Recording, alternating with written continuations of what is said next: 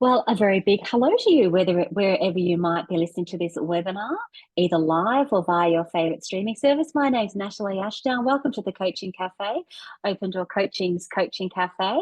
And today we're going to be continuing our 20th birthday celebrations, 20 years in business. We've been doing this amazing thing we call coaching. And I'm joined on the line by our regular Paula-Jones Hunt, our resident HR specialist. Hello to you, Paula. Hi.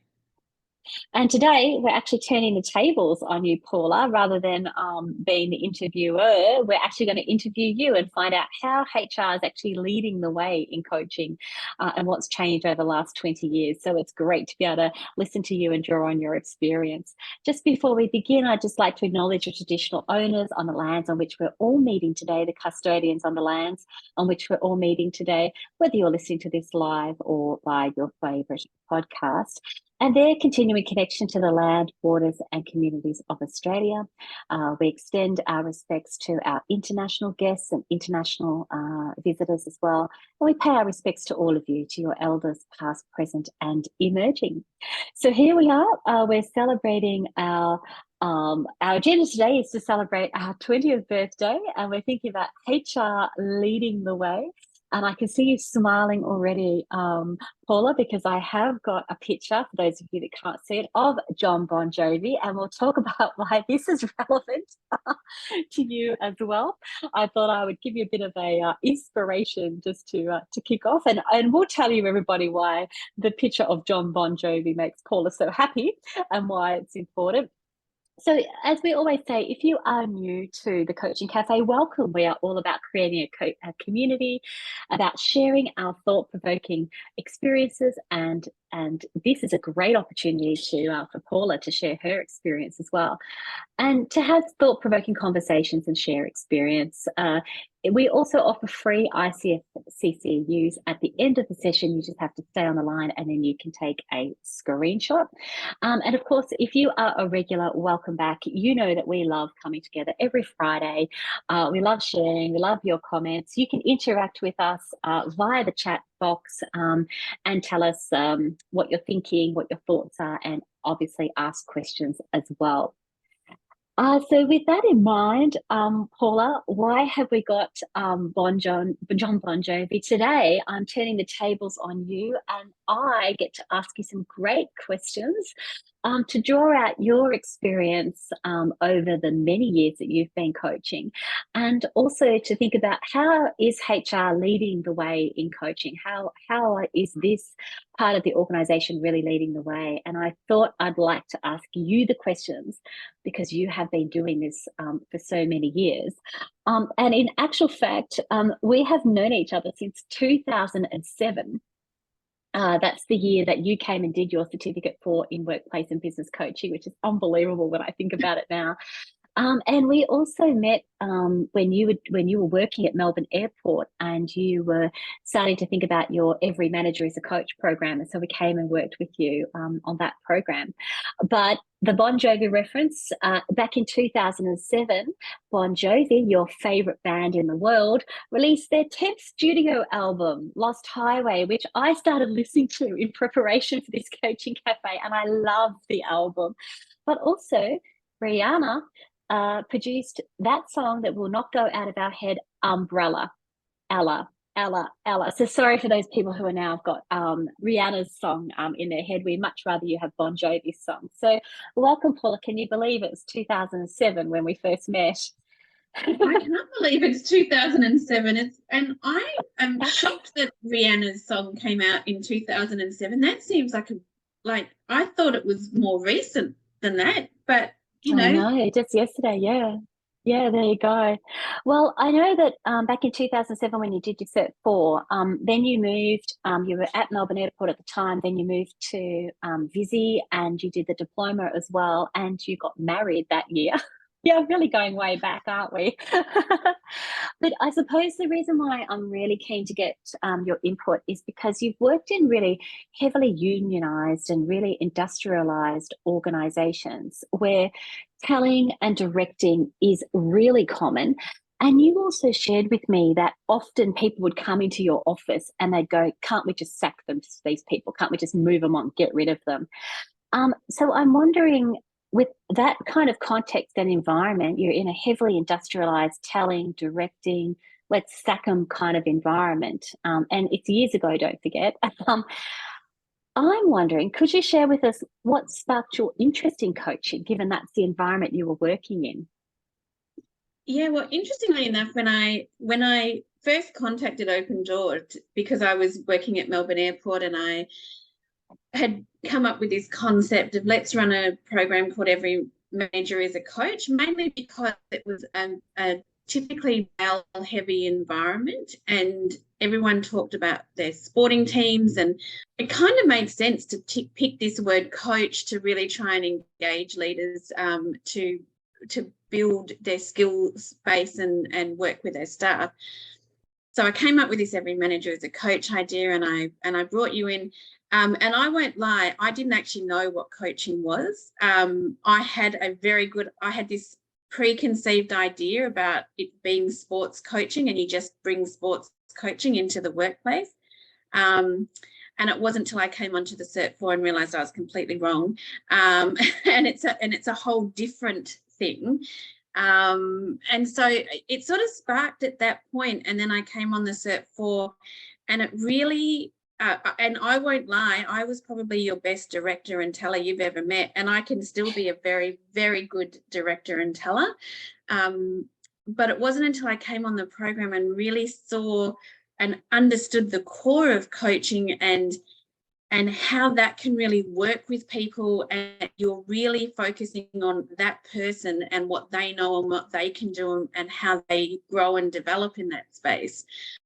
And then I just looked at it and I said, there's no reason why you can't do this in the environments that I'm working in. And I won't lie, when I went to Busy, they didn't have very many female HR practitioners. It's 95% male environment all round. And so they, first of all, they got this warm, fluffy HR girl. And then I approached it with a coaching approach, and I don't think they knew what to do with me initially. But it didn't take long for them to realize that what I was really doing was asking them to tell me about what their expertise is. And with that expertise, thinking about in the situations or the issues that they had, what approach we were going to take, rather than, I think they thought some little whippet of a girl was going to come in and tell them what to do. And that wasn't going to sit well for them. But the coaching approach helped them to understand that that wasn't what I was going to do, and that it was going to be about how do we ask great questions and how do we look at our people differently, because that whole concept of let's sack them, for 5 or 7 years they'd had underperforming people that they just didn't know what to do with, and that they were exasperated, and that was the only option they could see. But we looked at it and said, but that's not fair on that person either. We've not done the right thing by that person. So let's have a look at what are the options we've got now, and what will we do to move forward to make an impact. Yeah, so it sounds like you didn't really set out to do coaching, but you wanted to find out what this thing called coaching was. How did you find out about it? And did it come across your desk, or? Oh, it's too long ago, Natalie. I do have to remember. Too old for these things. I think it was literally. I'll tell you. I'm a researcher. That's my gig. I would have come up with Every Manager as a Coach, and then said, who can I get to help us with this? And then researched coaching organisations, and miraculously, and I think the universe led me in the way to you. And so, yeah, I didn't necessarily think to myself, I'm going to become the most amazing coach I can. I was like, I've got this project that I need to deliver, and who will I get to help me, and where do I get my resources from? And then I came on the program, and it changed my life. And if you think about where I sit now, and the fact that I work with Open Door, and that coaching is now my job, you know, who knew that would happen? Yeah, it's really, I know, we all, I think, feel the same way as well. Yeah, because it's interesting to me that, you're looking for a solution, and you found coaching, and you kind of linked it through to the organization because they knew, and the people because they knew about sports coaching. It's like, well, that's a good way of kind of an entry point, I suppose. It's a bit like sports coaching, but it's not. But at least you've got something that you can hook it into in those early. You've got to remember, I think, for those people that are on the line, that we're talking about a time, back in 2007, where this idea of coaching wasn't that. It wasn't really like it is today. The International Coach Federation have just gone 50,000 members in terms of coaches, accredited coaches. So back then it was very different. And Paula, you gave us a famous line, which is in Bring Out Their Best. And I always remember, it always rings in my head. You said that, your approach to introducing coaching was around just asking one coaching question at a time. Can you tell us more about that philosophy that you brought in? Yeah, so particularly at Busy, when I went in, they didn't employ me to come in and introduce coaching culture. They employed me to come in and do industrial relations and manage HR issues. That's what they thought they were getting. Lucky them, that's not all they got. And from a HR perspective, even before I got to Busy, what I realised was that coaching doesn't have to be, I'm going to sit down and have an executive coaching session. And I think that's what people thought coaching was as well. And I think some people still think that I book a meeting, you come to the session, we have a session, and that's it. Well, for me in HR, and for lots of HR practitioners and managers in the workplace, we didn't have the luxury of doing, let's book a meeting and have an executive coaching. So it was, how can I be coaching all day, every day, in every meeting, in every conversation, to get better outcomes? What questions can I ask a manager to make them think about things differently? How do I hand accountability and responsibility back to a manager because they make the decision and they're excited to go and do what needs to be done, as opposed to, Paula told me to do this, so I'm going to do it, and I'm going to begrudgingly do it because I got told to do it. So it was really about, how do we make these things, how do we make coaching just part of what we do all day, every day? And I guess that's where it came from. Yeah, it's wonderful, because it's actually what we're trying to do, and we've always been trying to do, is make it part of our everyday. We've talked, everyone on the line will be talking about everyday coaching conversations, and that's exactly what you're talking about.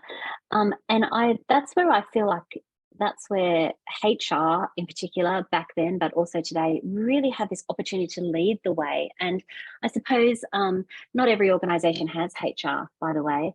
Not every organisation has a learning and development team. Many people I can see on the line are managers, bosses, supervisors, the commanding officers, or whatever it might be. So we don't all have HR, but I do get this really strong feeling that there's still a very huge opportunity for human resources teams and members and people to be leading the way in coaching. I'm wondering, can you tell us why you think that's really important? Oh, look, and look, HR, where to begin? I know. Yeah, I know where to begin. Yeah. Throughout my career, there's lots of people have a different idea about what HR's job is. And this idea that HR has all this power, and the fact is we have zero power. We're subject matter experts, if you put it in that category. Our job is to influence and to guide and support people to build the capacity of their staff, and from an engagement perspective, we're a resource. We don't own it. We don't, our impact is through what happens through other people. So from that perspective, L&D can run programs, but the HR is generally the foot soldiers working directly with managers, talking with staff. And so from that perspective, we have a huge opportunity to be able to coach all the way through that. So what you end up with is people walking away from meetings where they know that they're taking an approach that they've got decision making in, that they've got input into. And for me, that ability to help a manager structure a great conversation with an employee, whether it's a difficult conversation, or they want to give feedback but they're not sure how to do it, to be able to ask great questions. And I remember I would ask the question about, when that person walks out from that meeting, what's the one thing you really want them to remember? What's the one thing that you want them to know that they didn't know when they walked into that meeting? And from a HR perspective, if we can ask those questions and managers can answer them, there's a higher opportunity that staff member is going to walk away with the message that the manager intended, rather than whatever they heard around what was going on. Yeah, and you know, in your talking, and people can feel free to jump onto the chat there as well, and you know, ask your questions of Paula. It's such a great opportunity. But do you know, the thing I was thinking as you were talking as well, Paula, it's almost like, you know, we can train people. L&D, learning and development people can run the training programs. We can train people. But it occurred to me that actually HR are the ones that ensure that coaching gets implemented. Because when a manager comes to HR and asks questions and wants you to solve their problem, you're the one that's actually coaching them. So HR really works as a function then to embed the coaching and the coaching culture and the everyday coaching conversations, because L&D people aren't seeing people every day, but HR people have a revolving door of people coming through their doors. So, and as I said, not every organisation has HR, but it just really struck me that HR are part of that function of embedding coaching.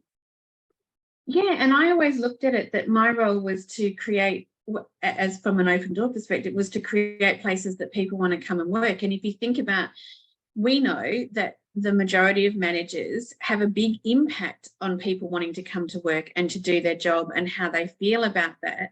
And engagement links into that. And there's hot retention, recruitment, all sorts of those HR functions. But I also looked at it from the perspective of, my role was for managers and for staff, because I wanted staff to be able to come and talk to me and also have a better approach as to, if they wanted to talk to their manager about something, well, let's talk about how you can go about doing that to get the best outcome. So it was working with both sides, because I don't think HR sits in this funny little world where we're not on a side. Actually, we're on an organisation's team. And our job is to help figure out, through structure, systems and approach, how we work together to create great, where we achieve the company's goals, basically. Yeah, absolutely. And I mean, when we think about, you know, achieving the company goals, you've often spoken about that need for buy-in, so the importance of buy-in. How did you get support over the years for doing this thing called coaching? Well, I'd love to say there's a process you can follow, because I do love a good process, but there's not really. In some of the organisations I've worked in, particularly Visy, and when I worked for VATCHO, so that in Aboriginal health, this was a concept not known to them, and so it really came about from demonstrating. So I demonstrate it and we can see what results we get from it. And then I can say, well, if we want to get some more results, how about we get more people involved who know how to coach? How do we build the capabilities of our leaders to be great coaches so that you're getting maximum benefit from it? So it really was about, if people can see a benefit, if they can see that it's going to improve bottom line. I mean, you know, I always look at it that a business is concerned about several things, and bottom line is important, making sure stakeholders, shareholders, you have to get that, you have to make sure you're considering that when you're talking about what you want to do. So it's about, how do I show them what their return on investment will look like? How can I demonstrate to them what impact it will have? And you can link all of those things from coaching into return on investment, and through HR artifacts and processes and procedures and metrics, you can follow it through. If you want to improve your engagement, we know that managers are the #1 space that you can do that. So let's focus on our managers, build their skills. If they're having better conversations, staff are going to be happier. Happier staff means that your clients are happier. Yeah, absolutely, absolutely. So we're, there's so much in what you're actually sharing. First of all, that you don't have to have necessarily buy-in from the very top. Your philosophy is around start. Anyone can start. Anyone can start asking good questions. One coaching question at a time, and that's a really good message, I think, for people who feel like they don't necessarily have top cover or the boss's support. You can still do what you do, Paula, which is role model. Show them what good coaching looks like, just asking questions, building that responsibility and accountability. So that's one point. But the other thing that you've really started to touch on now is the metrics that everyone cares about as well. And HR are often the people that can see those metrics. So engagement scores, cultural surveys. We're wanting to see absenteeism decrease. We're wanting to see sick leave decrease, work cover claims decrease. But we're also wanting to see increase in productivity, increase in high performance, increases in engagement, as you mentioned. So linking what you're talking always through those HR metrics is extremely important. Yeah, absolutely. So if you want to be an employer who can attract the best staff, you want to make sure that the comments that are on Seek, because people can put up posts about, we live in such an environment that if you are unhappy with the organisation that you work for, you can post that wherever you like, and people see that. And I think it's important for managers to know too that even if you're working in a space where the overall organizational culture is low, you can still create a team that has a high culture engagement score. That's where you can impact. You can be making a difference from that perspective. So then people want to come and join your team. And I'll tell you, the number one way to get promoted in an organization is to build really high performing teams, because people go, man, there's great people coming from that team. Who is in charge of that? And we better get them in charge of more people. And what are they doing exactly? And we have seen that actually really play out live in many different organizations, including as we've talked about with Air Force. So we see teams that weren't attractive. No one wanted to be promoted or be posted into those teams, into those units. And now those units are not only high performing, they are also attractive. People want to be posted and join those teams. So these are real examples that you're talking about, and that's why I'm inspired by talking to you all the time, Paula, because you remind us about the role modeling, what's important, and that you don't actually have to start at the very top. And Ian's jumped in here and said that my growing impression is that coaching is a vital skill in developing psychologically safe workplaces. And you'd probably definitely agree, Paula. The other comment here is that HR has a role in building the architecture for that. Would you mind commenting on that? Because I think that is a really insightful comment for sure. Yeah, I agree that, and the psychological safety legislation that has come in, it's basically about creating environments where people feel comfortable to ask questions, which if you think about coaching, that's what we do. And it's about making sure that when people ask questions that challenge or are different or asking you to think about something differently, that we don't discard those questions, that they're actually answered, that you're considering them, that we think about how we more inclusive, how do we create a space where people can challenge and not be worried they're going to lose their job. I think, and for me, that's great coaching. And if you think about your HR artifacts, it's as simple as in one organization where I introduced a coffee catch-up, right? So, but I created a form, and I know it sounds a little crazy, but I created a form to make it really easy for managers that had 5 questions on it that they ask during their one-on-ones that weren't the normal questions that they would ask. But they're things that ask you, how are you actually traveling at this point in time? Where are your challenges? How can I help you with those? What support do you need for those challenges? What learning have you done since I last met? What are the key things that you've been picking up? How can we utilize that? And it seems simple, but they're not used very often. And so that's how HR can help with those artifacts, about building tools that are really simple for managers to use until they become really familiar with what they're doing and they become second nature. Yeah, and again, as part of the embedding process as well, and the benefits is we start to create a psychologically safe workplace. So it's linking into all of those key, not only your so-called HR metrics, but it's linking into the human elements of the workplace. I think, which is vital. It's what we're all about. I wanted to switch gear a little bit, and just because I've got you here, in the spotlight. I was keen to hear about your greatest coaching moment. Is there something that stands out for you? Oh, there are so many, and they're all really small things. It's the small moment where a manager suddenly asks a coaching question that they've never asked before, and they didn't even know that they were learning via osmosis, and then they ask the question. I've got a manager who I've worked with for a very long time, and he says he's always got the little Paula sitting on his shoulder that says, "What's the best question to ask? What's the best question to ask?" That's exactly what you sound like too.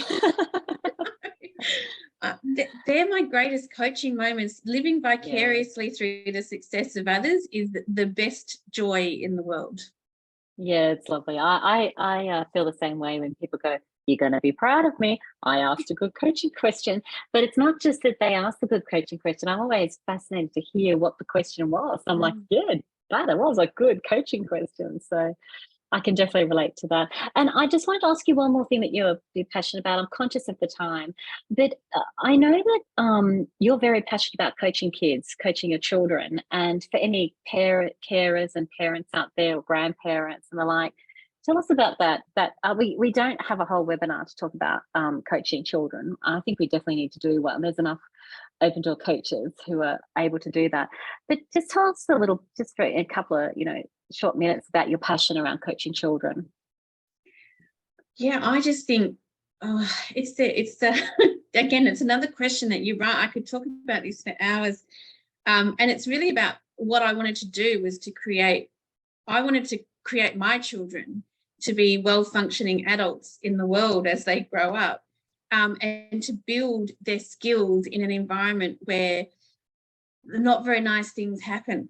When you think about, my daughter just started high school, and that's freaky, is that not all children are nice, and things will happen to kids, and how do you build that resilience, and how do you give them the tools for problem solving that they're not actually ready for yet. So we know that the brains aren't in the space to make really great decisions, but what tools and what questions can we ask them so that they're building those tools and they're using them and sort of, making them do it earlier than they needed to, then their brains will do, so that when they get to the point, when you think of teenage, young adult males, we want them to have way better decision-making skills than they did previously, and hope they make great decisions. And if the younger we start with that, we know that they'll build those skills. So for me, it's about creating growth mindset and resilience, and just giving them a pathway in life to be amazing human beings.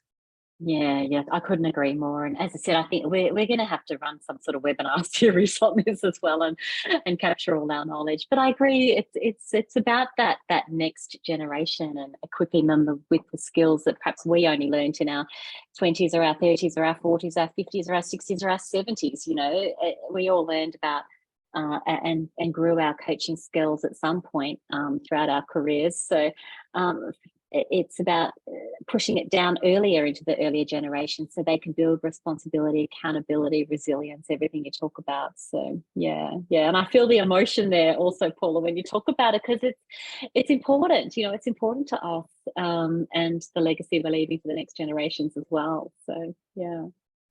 Well, on that happy note and warm feeling, I want to thank you. I want to thank you for your contribution. I might get emotional myself, but I want to thank you for the contribution you've made to HR, to the organisations, to Open Door and our clients. But to me personally, you're a person I can always have on the end of the phone to ask tough questions, and you always come back with the, well, Natalie, let's think about it from this perspective. And you really you really open up my mind, and you've always asked me great coaching questions that have made a massive difference. So thank you, Paula, for the work you do. Thanks for making the difference that you do across organizations, and for Open Door, and for our clients, and for me personally. I'm so grateful, really, I am. Well, the feeling is extraordinarily mutual. Thank you. All right, everyone. Well, on that happy note, thank you so much for joining us. Did you want to answer the Bon Jovi question? Oh yeah, go and tell us. So just so you know, the references is Bon Jovi. The band is my true love.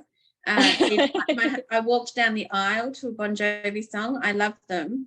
And one day I got invited to this amazing dinner with Open Door Coaching, where Sir John Whitmore was present, who was the grandfather of coaching. And Natalie asked me to say a few words. And in all my wisdom, I decided that I would tell Sir John Whitmore that he was the Bon Jovi of the business world for me. And my one true love. That's why Natalie thought Bon Jovi was very appropriate. Yeah, thank you for sharing that. I have been having flashbacks of telling Sir John Whitmore that he was your true love, and the look on Sir John Whitmore's face, that what you meant was, and we've all had those moments where Bon Jovi is my true love and you're my true love. So yeah, absolutely. Thank you. In the coaching world, like, Bon Jovi is my music world god, and you are the coaching world god. It's how it works.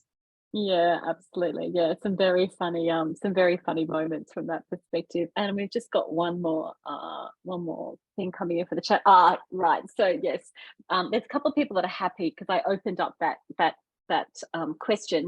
Paula's going to share why Bon Jovi is so important, and we never answered the question. So a few people still didn't know why we still had that Bon Jovi reference. So yeah, thank you. Yes, so John Whitmore is the Bon Jovi of coaching. That was fantastic.